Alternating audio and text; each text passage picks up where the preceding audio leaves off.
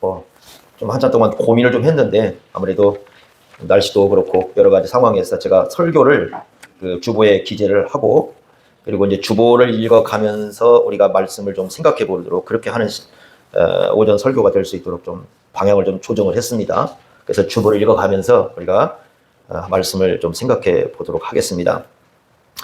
자, 오늘 여러분들 가운데 보시면 무화과 나무를 저주하신 예수님에 대한 얘기가 등장을 하는데 보겠습니다. 예수님께서 예루살렘에 이르러 성전에 들어가셔서 모든 걸 둘러보시고 12제자를 데리시고 베다니로 가셨습니다. 이게 이제 11절에 나온 말씀입니다. 지난번에도 말씀드린 것처럼 그 예루살렘과 베다니 거리가 한 3km 정도, 1시간 거리입니다. 1시간이 이렇게 왔다 갔다 할 수 있는 거리인데 예수님께서 성전에 들어가시고 그 성전을 다 둘러보십니다. 이때가 일요일입니다. 그러니까 우리가 예수님께서 예루살렘에 들어가셔서 일요일 날 이렇게 이루어지는데 그 올리브산하고 예루살렘 성전 사이에 기드론 골짜기가 있어요. 골짜기 이름이 이제 기드론 골짜기인데 아마 이제 예수님께서 그쪽으로 이제 기드론 골짜기 쪽으로 나 있는 문들을 통해서 들어갈 수도 있고 아니면 이제 예루살렘 동쪽 문을 통해서 들어갈 수도 있는데 아마 기드론 문 쪽을 통해서 들어가신 것 같아요. 그래서 이제 거기를 둘러보시는데 그 둘러보신 이유가 뭐냐면 오늘 이제 여러분 중간 띄고 읽었잖아요. 그 중간 띄고 읽은 것이 그 15절부터 19절까지 내용을 보시면 성전에 들어가셔서 막 성전에서 막 내쫓고 청결하게 하시는 사건이 있잖아요. 그걸 위한 거예요. 그러니까 미리 이제 그걸 한번 살펴보는 겁니다. 가서 성전에서 어떻게 이루어지고 있는지를 이렇게 다 한번 살펴보시고 그 다음에 이제 그 다음날 성전을 완전히 뒤집어 놓는 그런 장면이 나오게 되는데 그런 장면이 나옵니다. 자, 보겠습니다. 그 다음날 12절에 보시면 이튿날 이렇게 돼 있으니까 월요일입니다. 월요일에 이제 베다니에서 나와가지고 예수님께서 시장하셨다 이렇게 말씀을 하셔요. 예루살렘 성으로 가시면서 도중에 무엇을 보시냐면 무화과 나무를 보셔요. 무화과 나무를 보시고 저주를 하신다. 예수님이 저주했다라는 말은 쓰지 않고 있어요. 근데 왜 저주라는 말을 쓰냐면 21절에 보십시오. 베드로가 이렇게 얘기하잖아요. 베드로가 생각이 나서 여짜오되 랍비여 보소서. 그 다음에 뭐라고 돼 있어요? 저주하신. 그러니까 베드로가 이해할 때 무화과 나무를 뭐 했다고 생각한 겁니까? 저주했다. 이렇게 생각을 한 거예요. 그래서 그 표현을 그대로 쓴 거예요. 예수님이 그걸 거부하지 않으셨어요. 그러니까 저주한 게 맞아요. 그랬더니 21절에 그렇게 말씀하셨고 그 의미에 대해서는 언제 설명하시냐면 20절에 보시면요. 그들이 아침이라니까 아침이니까 다시 또 하루가 바뀌었잖아요. 언제냐면 화요일이에요. 화요일 날 이걸 설명해 주셔요. 그러니까 상황은 그런 거예요. 이렇게 이제 이루어집니다. 그래서 이제 하루가 지나서 그 의미에 대해서 설명을 해 줍니다. 마가복음에만 이렇게 떼어서 좀 설명을 해주고 있어요. 그래서 정확하게 우리에게 맡겨주기 때문에 이 말씀을 한번 우리가 보고 있습니다. 자, 그러면 먼저 상황을 한번 보겠습니다. 예수님께서 멀리서 잎사귀 있는 한 무화과 나무를 보셨다. 13절에 그렇게 말씀을 하시죠. 멀리에서 이제 잎사귀 무화과 나무를 보셨어요. 자, 여러분 하나 생각을 해보겠습니다. 성경에서 가장 최초로 나오는 과일 나무가 뭐죠? 네? 사과가 어디가 있어요? 성경에 사과가 안 나와요. 예? 예? 선악과 그거 뭔 나무가 모르잖아요. 이름이 정확히 나온 거예요. 김종대 전사님만 알아야 되는데 본인이 설교했으니까. 예? 창세기 3장 그 7절에 보면 무화과 나무죠. 무화과 나무. 아담과 하와가 범죄하고 무화과 나무로 치마만들 입었잖아요. 기억하십니까? 그러니까 이제 이렇게 치마 입었지 않습니까? 그거 치마 만드는 무화과 나무 잎으로 그래서 처음에 성경에 맨 처음에 나오는 나무가 무화과 나무예요. 이게 그래서 이제 무화과 나무가 성경에 상당히 넓게 이렇게 이제 펼쳐져 있습니다. 자, 그래서 그 나무에 뭐가 있을까? 뭘 기대하겠어요? 이런 무화과 나무 우리 아래 있잖아요. 여기. 무화과 나무 뭘 기대하고 가십니까, 여러분? 열매죠. 그거 잎 따가지고 지금 내가 잎 따가지고 치마만 이거 기대한 사람 아무도 없어요. 그건 아담과 하와만 그런 거죠. 아무도 그 무화과 잎 따가지고 내가 치마 만들어 입어야 되겠다. 그런 기대 안 해요. 우리 그런 것 때문에 안 갑니다, 거기에. 그 무화과 나무 그 잎을 가지고 그런다고 여름에 쌈 싸먹는 것도 아니잖아요. 그 뽕나무 잎은 이렇게 상추처럼 이렇게 싸먹더라고요. 저도 그거 처음 알았어요. 김제 가가지고. 장수에서는 그거 안 먹습니다. 장수를 자꾸 원시인 취급하는 장수는 그거 안 먹어요. 근데 이제 김제 가니까 이 뽕나무에다가 이게 밥을 싸먹는다고 그래서 저기 우리가 더 심하다. 이렇게 생각을 했는데 우리는 상추를 먹어도 뽕나무 잎은 안 합니다. 무화과 잎에다가 쌈 싸먹는 사람은 없어요. 그죠? 그거 기대 안 씁니다. 독하죠. 그죠? 독합니다, 이게. 그리고 나무를 기대하는 것도 또 별로 없어요. 그러니까 무화과 나무는 기대하는 게 뭐예요? 열매? 밖에 없어요. 그러니까 잎사귀는 많아야 아무 의미가 없습니다. 그러니까 잎사귀는 아무도 의미 없는데, 그러니까 뭘 예수님이 기대하고 갔을까요? 가서 열매죠. 당연히 열매죠. 그래서 거기 열매를 기대하고 갔어요. 그 13절에 보시면 그 나무에 무엇이 있을까라는 그 무엇은 열매입니다. 열매를 기대하고 갔더니 뭐밖에 없더라? 잎사귀밖에 없더라. 그래서 열매가 하나도 없는 무화과였다. 이렇게 말씀을 합니다. 이 시기가 4월입니다. 그러니까 예수님이 지금 십자가에 못 박혀 돌아가신 시기가 4월이에요. 오늘날로. 그러니까 4월이니까 그 4월인데 여러분 그 무화과 수확이 이스라엘 나라에서 그거 보시면 제가 이제 그 정리를 해놨는데 한번 보십시오. 이게 세 가지로 이루어집니다. 첫 번째 것은 이른 열매라고 불러요. 요때는 새잎이 나옵니다. 그러니까 새잎이 나오는데 이른 무화과라고 부르는데 요게 3월쯤 나옵니다. 근데 요때는 열매가 짱만하게 이렇게 보이는 거예요. 그러니까 이런 거예요. 그냥 그 전에 그 전 해 것에 무화과가 남아 있거나 아니면 새로운 무화과가 이렇게 올라와야 돼요. 네, 그걸 근데 별로 맛이 없어요. 그것은요. 두 번째는 뭐냐면 처음 익은 무화과라는 게 나와요. 그건 언제 나오면 6월쯤 먹습니다. 요것은요 수가 좀 적고 큽니다. 여러분 우리가 무화과 여러분 보시면 알겠지만 맨 처음에 먹는 게 크죠. 우리도 그래요. 이거 크더라고요. 이게 제일 처음에 게. 두 번째 건 작아요. 처음에 게 엄청 커요. 근데 수는 많지 않아요. 두 번째 건 엄청 많아요. 이게 우리 무화과 보시면 여러분 밑에서 보시면 아실 거예요. 근데 이제 좀 빠르죠. 우리는 좀 늦지만 6월쯤 그렇게 됩니다. 그 다음에 이제 이 사람들이 그 시장에 내다 파는 무화과는 8월부터 10월까지 열리는 가을 무화과입니다. 두 번째 무화과, 요것은 이제 많은 양이 있고, 그리고 이제 우리가 보통 이제 파는 그런 무화과 이렇게 됩니다. 그러니까 예수님이 기대한 건 어떤 거예요? 셋 중에서? 셋 중에 뭐겠어요? 예수님이 시기를 몰라가지고 처음 익은 무화과 그거 기대하지 않겠죠. 이른 무화과죠. 이때가 몇 월이라고 했습니까? 4월이니까 이른 무화과. 그러니까 적어도 이 무화과 나무에 뭐가 있어야 되냐면 무화과는 안 달려있더라도 조그만하게 좀 무화과 뭔가 징조가 나와야 되잖아요. 그게 안 보이는 거죠. 그러면 이 나무에 대해서 아예 열매를 맺을 징조가 없어요. 그럼 어떻게 되겠습니까? 아까 이 무화과 나무에서 기대한 거 뭐밖에 없다고요? 무화과 열매밖에 없어요. 그래서 14절에 보시면 성경 14절 보십시오. 이렇게 말씀했습니다. 예수께서 나무에게 말씀을 하셔요. 이러시되 특별한 거죠. 이제부터 영원토록 사람이 내게서 열매를 따먹지 못하리라. 이렇게 말씀을 하시니까 아예 이 나무에게서 이제 뭘 기대하지 말라는 거예요? 열매는 기대하지. 다시는 이 나무 열매 없다. 그러니까 열매가 없어요. 그러죠? 그렇게 예수님께서 말씀을 했어요. 그런데 20절 보십시오. 20절 가보니까 그 다음날 아침이잖아요. 아침에 지나갈 때 무화과 나무가 어떻게 됐습니까? 뿌리채 다 말라버려요. 그러니까 뿌리채 말랐다면 이 나무가 완전히 어떻게 됐습니까? 죽어버렸다는 얘기죠. 근데 여러분 한번 생각해 보십시오. 나무가 아무리 그 뿌리 이렇게 그날 이렇게 나무를 뽑았다고 해서 다음날 완전히 말라버립니까? 그렇지 않죠. 그러니까 이게 뭐냐면 이 나무가 아무리 병이 들어도 하룻밤 만에 이렇게 나무가 뿌리째 이건 아니에요. 그죠? 여러분 나무 뽑아서 알잖아요. 그저 남아 있잖아요. 그죠? 그런 나무 없습니다. 그러니까 이 무화과도 마찬가지거든요. 요 무화과 이렇게 잘라놓지 않습니까? 이제 나무 전지한다고 잘라놓으면 이거 오래 가요. 그 푸른 색깔이 금방 마르지 않아요. 그런데 와서 보니까 어때요? 뿌리째 완전히 말라버렸어 이게. 그러니까 이거 뿌리째 말라버린 것 자체가 뭐냐면 기적이에요. 이거 그냥 안 되는 거거든요. 완전히 그냥 하룻밤 사이에 완전히 이게 쓸모없는 그런 것처럼 만들어서 다시는 뭘 먹을 수 없다. 이 나무를 통해서 열매를 먹을 수 없다. 이렇게 놓고는 이게 왜 중요하냐면요. 12절부터 14절까지 하고 20절부터 25절까지 사이에 뭘 넣어놨냐면 성전을 넣어놨어요. 성전. 왜 그럴 것 같아요? 이 성전을 통해서 하나님께 기대할 열매가 아무것도 없는 거예요. 그러니까 성전은 있는데 이 성전에게 기대할 수 있는 것 아무것도 없어요. 그러니까 결국 뭘 예고하고 있습니까? 이 성전 어떻게 될 거다? 무화과 나무처럼 완전히 나중에 무너져 버릴 거다. 이걸 유대인들 상태가 그런 거죠.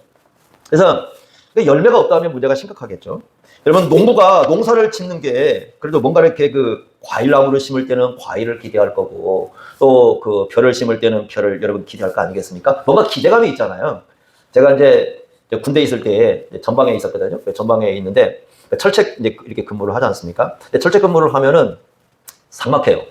사람도 삭막하고 환경도 삭막해요. 그래서 휴가를 제가 그때 이제 저희가 휴가를 좀 늦게 나왔어요. 왜냐면 태권도 저희가 이제 태권도 대회를 나갔거든요. 태권도 대회 뽑혀가지고 태권도 이제 대련 때문에 연대 대련 때문에 거기 나갔다가 좀 이런 여름에 나왔는데 가만히 생각하니까 너무 삭막해서 거기 가서 꽃을 심어야 될 것 같다 생각을 하고 꽃씨를 사갔습니다.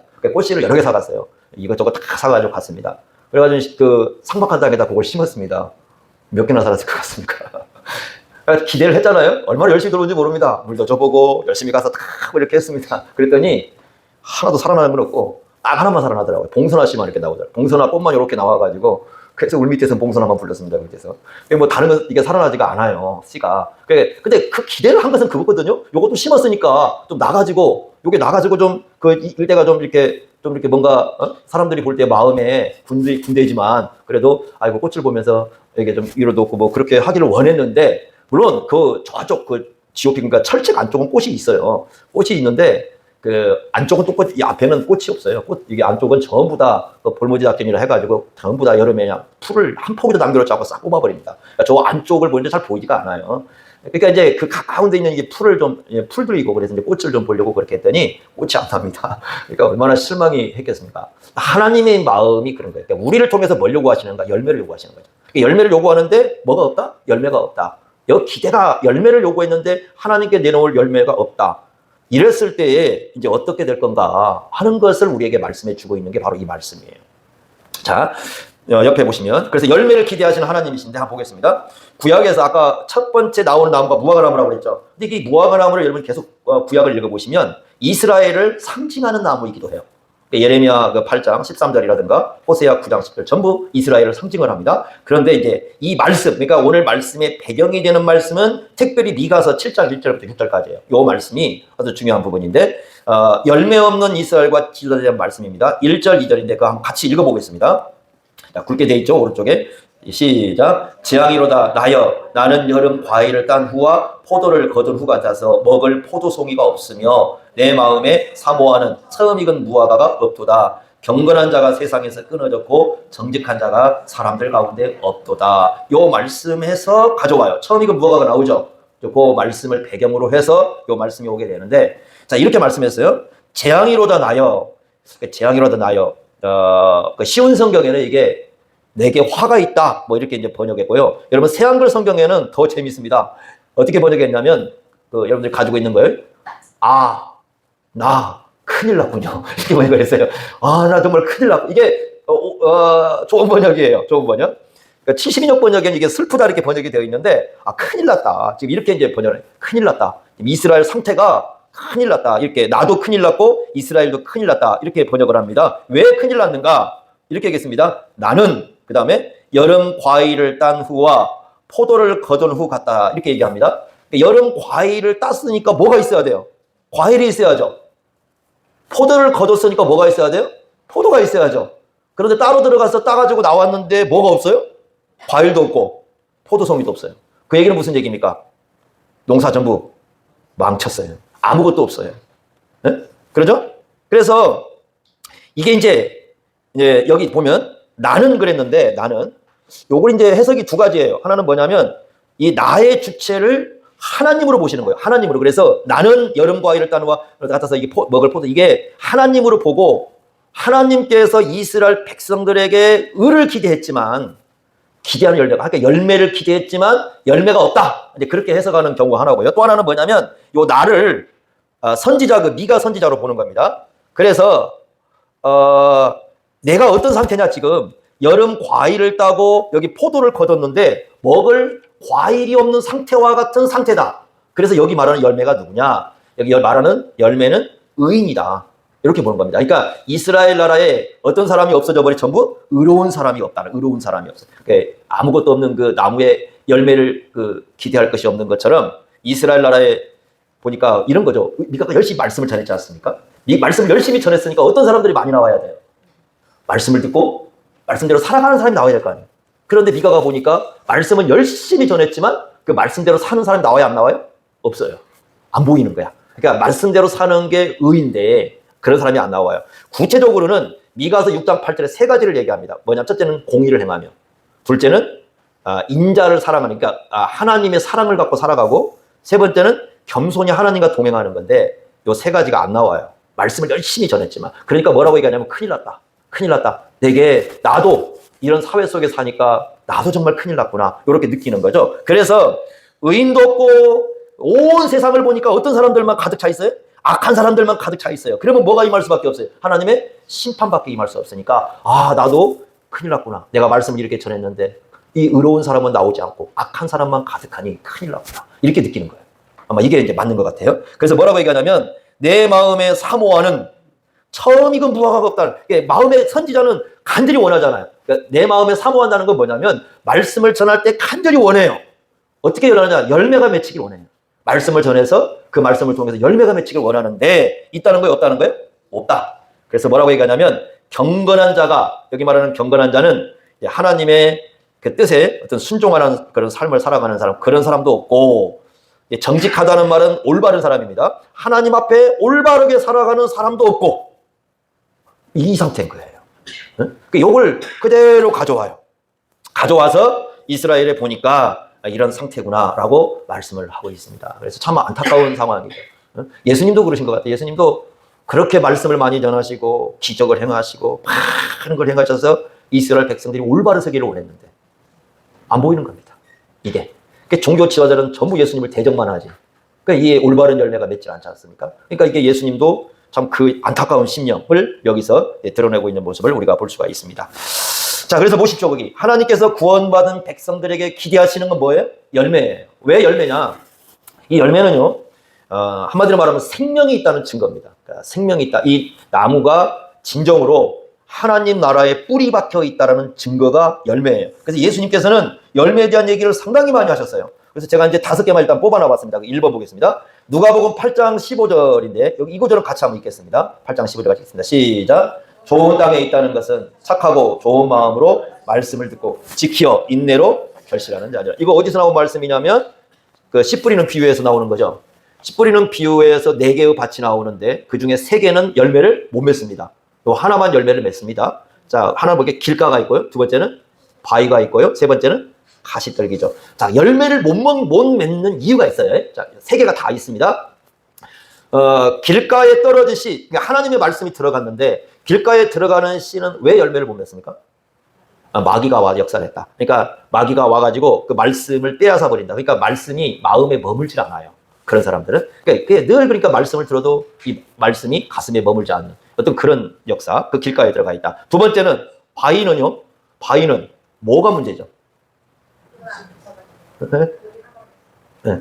이 바위는 이렇게 바위는 이게 돌뿌리가 아니에요. 이스라엘 나라에 가보면 이렇게 이제 돌이 이렇게 있지 않습니까? 돌이 이렇게 작은 돌이 이렇게 모여 있는데 거기에 이렇게 들어가는 게 아니고 그냥 바위예요. 여러분 어디 보시면 뭐 이렇게 큰 바위 있잖아요. 그런 게 많아요, 밭에. 여기 들어가면 어떻게 돼요? 처음에는 들어가잖아요. 근데 나중에 되니까 안 돼요. 근데 그걸 뭐라고 얘기하냐면 시련이라고 얘기해요. 고난. 고난이 올 때 알아요. 이게 이 사람이 진짜 신앙이 있는가 없는가는 고난이 와볼 때 알아. 그러니까 어떻게 합니까? 거기 보니까 고난이 오니까 배반해서 넘어져. 뿌리가 안 내려진 거예요. 뿌리 없는 나무는요. 여러분 뿌리 없는 나무는 고난이 와보면 알아요. 그러니까 안 내려간 거죠. 그래서 하나님의 말씀이 이제 고난이 왔을 때 이제 한번 진짜를 볼 수 있다. 자, 세 번째가 가시떨기죠. 가시떨기는 뭡니까? 거의 3가지 나오죠. 누가복음 8장 보면 이생의 염려, 세상에 대한 염려. 내가 어떻게 살아갈 수 있을까? 내가 미래가 어떻게 될까? 늘 염려하는 겁니다. 이 염려하는 사람들 마음속에는 이 가시가 돼가지고 말씀이 좀 올라오려면 이 염려가 찔러버려가지고 이게 자라나질 않아요. 두 번째, 재물에 대한 유혹. 이것도 마찬가지예요. 두 번째, 이 재물에 대한 유혹. 그러니까 늘 돈에 전전긍긍하는 사람들 있거든요. 그러니까 돈에 전전긍긍하는 사람도 역시 찔러버려요. 이것도 열매를 못 맺습니다. 세 번째는 뭐냐면 향락. 향락이라는 건 뭐냐면 세상이 너무 재밌어. 그래서 여행 다니고 막 너무 세상이 재밌다 보니까 이게 찔러요. 이게 계속 찔러. 그러니까 말씀이 좀 자라나려고 해도 세상이 너무 즐거워. 그래서 세상이 너무 즐겁다 보니까 말씀이 지겨웠고 무겁고 가까이 하기 싫고 이렇게 됩니다. 자, 그러면 여러분 좋은 땅은 어떤 땅이라고 여기 보니까 그 모든 걸 지키고 인내로 결실한다고 그러잖아요. 이건 어떤 땅이냐? 이 3가지를 다 이겨내는 땅이야. 이걸 이겨내야 돼. 그러니까 이거 인내한다는 말은 뭔 말이야? 이걸 이겨내는 거야. 3가지를 다 마귀의 시험을 이겨내야 되고, 두 번째는 고난을 이겨내야 되고, 세 번째는 가시와 같은 우리의 삶에 말씀이 자라지 못하게 하는 그 가시 같은 거 있잖아요. 그걸 다 이겨내야 뭘 맺을 수 있다? 열매를 맺을 수 있다. 그러니까 이걸 기대하시는 거예요. 여러분 열매가 나무가 자라는 데는 그냥 자라는 게 아니고 온갖 어려움이 많잖아요. 때로는 막 태풍도 불고 때로는 이 뜨거운 날씨도 있고 뭐 별게 다 있어요. 그걸 견뎌내는 나무가 뭘 맺어요? 결국 열매를 맺는 거거든요. 그래서 요 열매를 기대하고 있다. 이렇게 말씀을 합니다. 그런데 예수님도 그렇게 수확을 많이 하신 것 같지 않아요. 이런 사람 보기가 쉽지 않았어요. 예, 그 얘기하고. 그 다음에 보십시오. 2번을 보겠습니다. 마태복음 7장 16절 이렇게 말씀했습니다. 그들의 열매로 그들을 알지니 가시나무에서 포도를 엉겅퀴에서 무화과를 따겠느냐. 당연한 말씀이죠.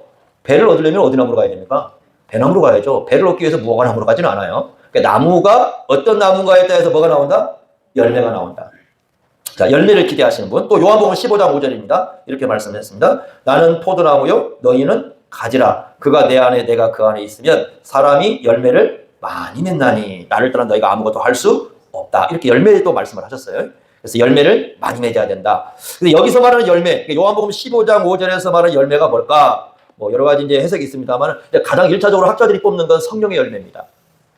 그래서 예수님을 닮아가는 그 인격, 성령의 열매. 여러분 아시죠? 오직 성령의 열매는 사랑과 희락과 화평과 오래 참음과 자비와 양선과 충성과 온유와 절제니. 요 열매를 보통 1차적으로 뽑아요. 이제 그런 열매가 얘기하고, 그 다음에 네 번째도 보겠습니다. 요한복음 15장 8절 이렇게 말씀했습니다. 너희가 열매를 많이 맺으면 내 아버지께서 뭘 받을 거다? 영광을 받을 거다. 이렇게 말씀을 했고요. 그 다음에 마태복음 21장 43절도 그러므로 내가 너희에게 이르노니 하나님 나라를 너희는 빼앗기고 유대인들이 빼앗겨요. 왜 빼앗기느냐? 열매가 없기 때문이에요. 그죠? 그래서 뭐라고 했느냐면 그 나라에 누가 받는다? 열매 맺는 사람이 받을 거다. 이렇게 말씀을 해요. 그래서 계속 뭘 기대하신다고 말씀합니까? 열매입니다. 하나님께서 열매를 기대하셔요.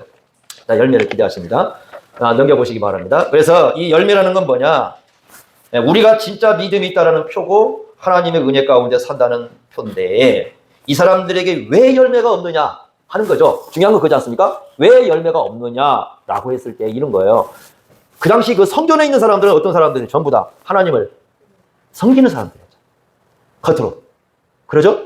그런데 왜 열매가 없을까라는 거거든요. 이런 겁니다. 하나님을 예배하고 하나님을 섬기고 온갖 종교적인 행사를 했지만 실제로 하나님과 관계된 삶을 안 살았어요. 이게 문제인 거죠. 그래서 예수님께서 세 가지를 얘기합니다. 자, 첫 번째 마가복음 여러분 어디냐면 11장 22절 한번 보세요. 이렇게 말씀했습니다. 예수께서 그들에게 대답하여 이르시되 뭐라고 했어요? 하나님을 어떻게 알아? 아니 유대인들은 하나님 믿는 사람들이라니까. 믿죠? 유대인들 다 하나님 믿잖아요. 하나님 믿는 사람들에게 뭐라고 얘기해요? 하나님을? 그 얘기를 뒤집어 놓고 보면 하나님을 안 믿어요. 이게 엄청난 거예요. 그러니까 하나님을 믿는 것 같은데 안 믿어. 네? 그래서 뭐 어떤 얘기를 하냐면 이런 얘기합니다. 23절. 같이 한번 읽어볼까요? 23절 같이 읽습니다. 시작. 내가 진실로 너희에게 이르노니 누구든지 이 산들어 들려 바다에 던지지라 하며 그 말하는 것이 이루어질 줄 믿고 마음에 의심하지 아니하면 그대로 되리라. 이렇게 말씀을 했어요. 다음 보겠습니다. 주보 한번 읽어보겠습니다. 하나님을 믿으라고 하십니다. 이게 현재 명령형으로 되어 있어요. 그러니까 하나님을 믿지 않았다라는 뜻입니다. 하나님이 어떤 분이냐를 가르쳐 줍니다. 어떤 분입니까? 산을 들어서, 산은 두 개가 있어요. 아마 예수님이 어떤 산을 얘기했을까는 모르겠어요. 옆에는 올리브산이 하나가 있고, 옆에는 성전산이 있으니까 분이 둘 중에 하나입니다. 그 산을 들어가지고 어디에 던져라? 바다에. 이게 바다 그러면 이스라엘은 두 개를 생각해요. 하나는 갈릴리 바다고 또 하나는 사해입니다. 둘 중에 어느 건지 모르겠어요. 그래서 이제 둘 중에 이제 이런 겁니다. 이제 어느 쪽으로 비중을 두느냐? 일단 산은 올리브산이고 바다는 사해입니다. 그래서 산을 들어서 바다에 던지리라 하고 이걸 이루어질 줄 믿고 마음에 의심하여 그대로 된다. 그러면 여러분 이게 좀 그렇잖아요. 이걸 그대로 받아들이면 가가지고 감난산 밑에 가서 하나님 주님 말씀 믿습니다. 저 산 들어가지고 바다에 던져주십시오. 근데 지금 가보면 산 그대로 있어요 없어요? 그대로 있고 바다도 그대로 있어요. 아무도 제자들은 이 말씀을 가지고 예수님의 여기서 하신 말씀대로 하지 않았어요. 그럼 제자들은 불순종한 겁니까? 그리고 예전에요, 이 말씀 가지고 제가 이제 설교 들을 때 그런 설교를 좀 들었어요. 그래서 그때마다 왜 나는 믿음이 없을까 그랬는데 그런 건데 날씨가 너무 뜨거운데 비가 오기를 기도했답니다. 그때 어느 날 주일 학생이 주일날 혼자만 우산을 들고 왔대요. 우산을. 그래서 왜 그러냐 그랬더니 이 아이가 하는 얘기가 아니 우리 비 온다고 하나님께 기도했으니까 비가 올 거 아니겠습니까? 라고 우산을 들고 왔답니다. 그래서 그 강사님이 이 어린아이야말로 진정한 믿음의 사람이다 이렇게 얘기를 했어요. 그 얘기를 들을 때마다 나는 왜 믿음이 없지? 나는 비 온다고 기도해서 우산 안 갖고 다니는데 그 옛날에 뭐 그런 집회 내용 왔을 때 여러분 그런 들었잖아요. 그죠? 그런 얘기일까요? 이건 너무 단순한 생각입니다. 그러니까 이런 겁니다. 여러분 우리가 이 산을 들어서 바다로 이런 얘기야 포크레인으로 파가지고 옮기는 거 말고 산을 들어서 바다로 이렇게 옮길 수 있나요? 없죠. 우린 불가능합니다. 그렇죠? 그러나 하나님은 어때요? 하나님은 굉장히 쉽죠. 우리는 어렵지만 하나님은 굉장히 쉽죠. 뭐와 똑같은 거냐면 여러분 개미가 어느 날 이렇게 관찰을 하지 않습니까? 산에서 이제 제가 어릴 때 이렇게 놀다 보면 개미들이 이렇게 지나가는 거 보면 뭐 이렇게 막 열심히 들고 가요. 조그만하거든요. 그걸 갖다가 얼마나 땀을 흘리는지는 모르겠어요. 뻘뻘 흘리면서 개미가 옮기고 있어요. 이렇게 여기서 막 저까지 가는데 한참 걸립니다. 여기 옮기는데 우리는 어떻게 하면 됩니까? 이게 뭐 하면 되는 걸 갖다가 걔는 엄청나게 뻘뻘 거기 있어요. 우리는 굉장히 쉬워요. 그죠? 근데 하나님은요. 예를 들면 모악산을 들어가지고 저 수지 또 구교수도 어디입니까? 저기 우남 뭐죠? 네? 옥정호에다가 던지는 거 쉬워요. 그냥 들어가지고 그냥 갖다가 이렇게 놓으면 오늘 살이 없어질 수도 있어요. 그게 엄청나게 쉬운 거예요. 마치 우리가 개미가 뿔뿔 흘리고 다니는데 우리가 그냥 이렇게 씹어 옮기면 되는 거예요. 이 얘기를 왜 하시는 걸까요? 이스라엘 백성들이요, 하나님을 믿었는데 능력을 믿지 않아요. 하나님이었던 겁니다.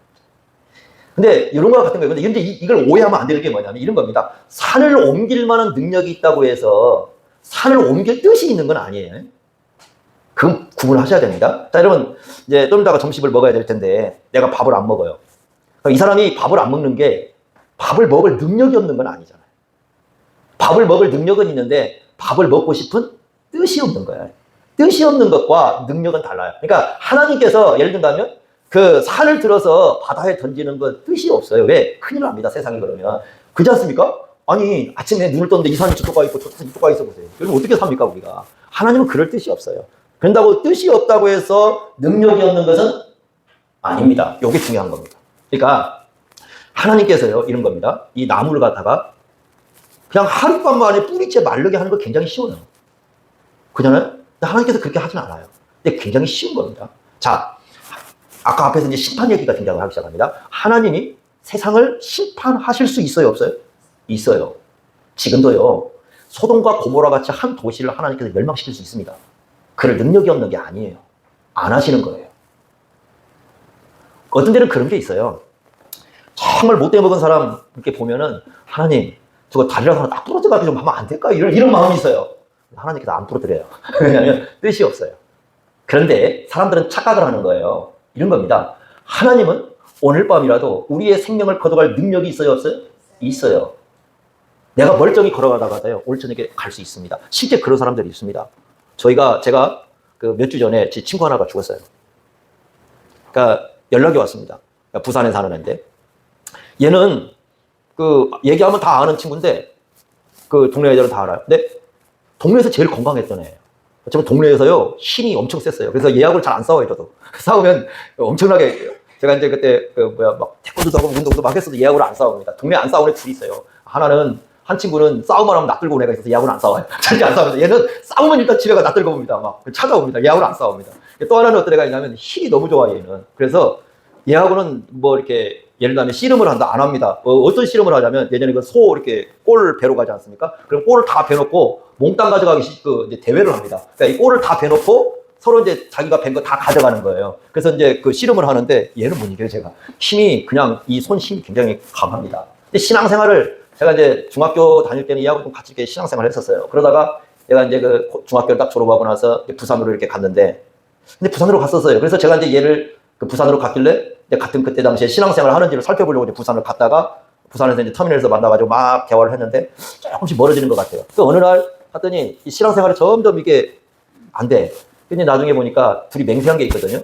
절대 우리 부모들처럼 술 먹지 말자. 이게 맹세했거든요, 둘이. 저는 맹세를 지킨다고 열심히 술을 안 먹었습니다. 근데 이 친구도 술을 먹더라고요. 그래 이제 결혼도 하고 살았어요, 열심히. 근데 갑자기 죽었다는 겁니다. 그래서 왜? 아니 우리 동네에서 제일 건강했던 애인데, 제일 튼튼하고 제일 이렇게 오래 살 것 같은 애였는데 왜? 췌장암 걸렸다고. 이런 얘기를 해요. 그래서 갑자기 죽었다 이렇게 얘기를 하십니다. 하나님께서요, 오늘 밤에 내가 오늘 건강히 걷다가 얼마든지 그 사람 오늘 밤 데려갈 수 있어요. 그죠? 성경이 그러잖아요. 어떤 사람이 내 창고에다가 막 농사를 너무 많이 져가지고 막 풍족히 쌓아두고 먹고 마시고 하자. 뭐라고 말씀하시고 오늘 밤에 내용을 걷어가면 안 걷어가시는 거예요. 그래서 사람들이 착각을 한 겁니다. 악한 짓을 하잖아요. 하나님께서 그냥 그 사람 절단 낼 수 있어요. 안 하신 거예요. 예수님께 얼마나 많은 사람들이 예수님을 향해서 도전하시고 예수님을 향해서 막 조롱하고 이랬습니까? 십자가 위에 있을 때 십자가에서 내려와라 뭐 별소리 다 했잖아요. 예수님은요, 그 사람들 심판하는 거 간단해요. 말씀 한마디면 천지를 만드신 분이 말씀 한마디로 심판 못 하시겠어요? 금방 합니다, 그거. 그런데 사람들은 착각을 하는 거예요. 아무 일도 안 일어나니까. 그 구약에 그 말씀 있잖아요. 내가 악을 행해도 아무 일도 안 하니까 담대하더라. 하나님이 안 하시는 거지, 불쌍히 여기서 안 하시는 거지, 심판하실 수 있어요. 얼마든지 가능한 거예요. 예수님이 심판하신다고 해도 바로 안 하셨어요. 예루살렘 성전 그거 바로 무너뜨릴 수 있어요. 그럼에도 불구하고 40년이나 유예 기간을 두십니다. 이스라엘 백성들이 이 부분을 못 믿는 거예요. 그러니까 하나님을 믿는다고 하는데 실제로 하나님의 능력을 안 믿고 살아요. 믿질 않아요. 제가 제일 안타까운 게 그거예요. 막 세상이 막 힘들고 어렵고 막 이상하게 돌아갑니다. 그런데 우리가 믿잖아요. 세상은 누가 주권을 갖고 있어요? 하나님이 계세요. 아무리 여러분 구름이 가려져 있어도요, 그 뒤에 떠 있는 태양이 있다는 걸 다 알고 있습니다. 아무리 세상에 먹구름이 껴도 세상을 하나님이 지배하는 거 아세요? 정말 믿는다면 하나님의 능력을 믿어야죠. 언제든지 심판할 수 있다는 건 믿어야죠. 언제든지 다시 오실 수 있다는 것도 믿어야죠. 믿고 살아야죠. 그런데 이스라엘 백성들이 하나님은 찾았지만 하나님을 어떻게 이해하는 자기들 수준으로밖에 이해를 안 해요. 능력을 전혀 믿지 않습니다. 그러니 어떻게 하나님 앞에 엎드려 기도하고 살겠습니까? 필요한 것만 와서 하겠죠. 그래서 이 얘기 하시는 거예요. 하나님과 교제를 하고 있는데 진짜 하나님을 안 믿는 거예요. 하나님의 능력을 믿지를 않아요. 얼마든지 하나님 가능해요. 오늘 밤에요? 가능해요. 세상 정말 올 수도 있어요. 오늘 저녁에요. 얼마든지 주님께는 가능합니다. 안 하시는 거예요. 우리는 착각하면 안 됩니다. 내가 건강하기 때문에, 내가 괜찮기 때문에, 내가 이래서 하나님이 우리를 그대로 두고 있는 게 아니에요. 만약에 하나님이 우리 한 사람 한 사람 심판하자고 하자면 끝이 없습니다. 우리가 살아가는, 우리가 잘못한 죄악계로 하자면 끝이 없어요. 얼마든지 그런 능력을 갖고 있어요. 그렇기 때문에 우리가 생각할 때 이렇게 대하셔야 됩니다. 하나님이 능력이 없어서가 아니라 능력이 계시는데 왜 그렇게 하지 않고 있느냐를 물어보셔야 돼요. 그걸 물어보셔야 됩니다. 그렇다고 한다면 거기에 맞게 우리가 관계를 맺고 살아가야 돼요. 근데 유대인들이 어떻게 생각했어요? 항상 하나님이 성전을 멸망시키지 않고 자기들에게 심판을 내리지 않으니까 자기들의 모든 걸 다 봐주고 있다고 생각하고 자기들이 그냥 괜찮다고 생각했던 거예요. 요게 문제가 있는 거예요. 괜찮은 게 아니에요. 열매가 없는 게 괜찮은 게 아니라고. 얼마든지 하룻밤 사이에 예수님 말씀 한마디면 이 멀쩡한 나무도 뿌리채 마를 수 있는 것처럼 주님 말씀이면 하룻밤 사이에 무슨 일이 벌어질지 모릅니다. 심판은 그렇게 무서운 거예요. 근데 사람들은요, 그것이 오기 전까지는 생각 안 해요. 안 하고 살라고 그래요. 하기도 싫고. 그냥 사는 거예요. 근데 나중에는 이런 심판이 오면 원망합니다. 하나님. 하나님 뭐라고 원망하느냐? 하나님 계시다면 그럴 수 있냐고. 저는 이렇게 생각해요. 계시니까 그러니까. 그동안은 하나님이 인내해 오신 거예요. 인내해 오신 거. 참아내신 거예요. 근데 그걸 모르고 사람들은 하나님을 향해서 함부로 도전을 합니다. 그게 바로 누구냐? 이스라엘 백성들의 상태였던 거예요. 그래서 이렇게 너희가 성전에서 끊임없는 죄악을 범하면서 성전에서 보세요. 얼마나 강도의 소굴을 만들었다고 하거든요. 강도의 소굴을 만들고 도둑질하고 하나님 이름 가지고 남의 거 착취하고 빼앗고 별짓을 다 하면서도 하나님의 심판이 없으니까 괜찮다고 생각을 하고 얼마든지 그렇다고 자기들이 잘한다고 생각하고 계속해서 하나님 앞에 종교적인 행사를 하고 있었던 겁니다. 하룻밤 사이에 망할 수도 있는 거예요. 그러니까 이런 면에서 우리 한국교회는 정말 정신 차려야 됩니다. 정신 차려야 됩니다. 붕괴는 쉬워요. 금방 오는 겁니다. 그래서 우리가 하나님 앞에 올바르게 사는 게 굉장히 중요해요. 두 번째는 뭐였어요? 기도한다는 건데, 여러분 기도는요, 기도는 이 세 가지 용어예요. 한 번 딱 얘기해요. 첫째는 뭐냐면 거기 나온 것처럼 하나님의 능력을 진짜 믿느냐, 진짜 믿느냐 하는 거죠. 두 번째는 뭐냐, 하나님 약속을 믿고 있느냐, 하나님 약속 믿고 있느냐. 세 번째는 뭐냐, 정말 하나님 뜻을 따르고 싶은 마음이 있느냐. 요 세 가지입니다. 요 세 가지가 있으면 기도하는 거고 없으면 기도 안 하는 겁니다. 하나님의 능력을 믿느냐, 하나님의 약속을 의지하느냐, 하나님 뜻을 구하고 싶으냐, 이게 정말 이걸 따르고 싶으면 기도하는 거고 아니면 기도 안 하는 거예요. 그래서 기도에 대한 언급을 하고 있는 겁니다. 뭐 다음에 기억이랄까? 하나님의 능력 다음에 이걸 얘기하고 있는 거예요. 자, 그 다음에 세 번째는 뭐 얘기했어요? 25절 보니까 용서를 얘기하죠. 자, 25절 같이 읽어보겠습니다. 25절 시작. 서서 기도할 때 아무에게나 혐의가 있거든 용서하라. 그리하여 하늘에 계신 너희 아버지께서도 너희 허물을 사하여 주시려 하시니라. 무슨 얘기일까요? 왜 용서를 갑자기 언급을 할까요? 읽어보겠습니다. 거기 3번. 서서는 그 당시 기도하는 자세이기도 하지만 하나님의 뜻을 구하는 자세이기도 합니다. 기도하는 사람은 용서함이 있어야 됩니다. 자, 어떤 사람이 그렇게 용서를 가지? 은혜 안에 있는 사람. 이건요, 이런 거예요. 예수님의 십자가의 사랑이 그 안에 있느냐를 물어보는 겁니다. 용서라는 거. 그러니까 기도할 때는 마음에 좀 합당한 상태가 있어요. 그게 바로 용서라는 거예요. 용서라는 건 예수님의 십자가의 사랑을 깨닫는 가장 중요한 지점이거든요. 그런 마음들이 우리 속에 있느냐라는 것이 굉장히 중요하다. 이렇게 말씀을 합니다. 그래서 한번 결론을 보겠습니다. 세 가지는 언제만 나타날 수 있어요? 믿음과 기도, 용서는 하나님과 뭐 할 때만? 교제할 때만 나와요. 교제할 때만. 그래서 유대인들의 문제는 뭐냐? 겉은 종교적으로 무성한데 하나님과 뭐가 없었어요? 교제가 없었어요. 그러니까 하나님이 보시는 믿음, 하나님이 보시는 기도, 하나님이 보시는 용서, 마음 상태가 존재하지 않았어요. 여러분은 항상 제가 우리가 위험한 게 뭐냐면 이런 거예요. 하나님의 말씀을 볼 때 교제성 있는 말씀이 돼야 돼요. 교제성. 그러니까 하나님과 내가 직접 지금 교제하고 있는 가운데서 말씀을 읽어야 이 말씀은 우리에게 하나님 말씀으로 들려옵니다. 상당히 중요한 거죠. 이스라엘 백성들에게 이런 부분이 없었다. 그래서 이 열매를 완전히 이렇게 말씀으로 그냥 무화과 나무를 완전히 그냥 다 죽임을 통해서 열매 없는 신앙에 대해서 과연 어떤 결과를 가져올 건가라는 말씀을 지금 예수님께서 이렇게 하고 있습니다. 그래서 여러분 우리가 항상 우리 자신들을 한번 돌아볼 때 이런 열매들이 우리 속에 나타나고 있는지 한번 돌이켜 볼 수 있기를 바랍니다. 기도하겠습니다. 하나님 아버지, 열매 없는 신앙에 얼마나 하나님께서 기뻐하지 않는지, 또 그런 신앙을 봤을 때 주께서 얼마나 안타까워하는지를 말씀을 통해서 저희들이 보게 됩니다. 예수님께서 우셨던 이유, 예루살렘을 보고 통곡하셨던 이유, 그것은 하나님께서 기대하시는 결국 열매가 없었던 것임을 우리가 아옵나이다.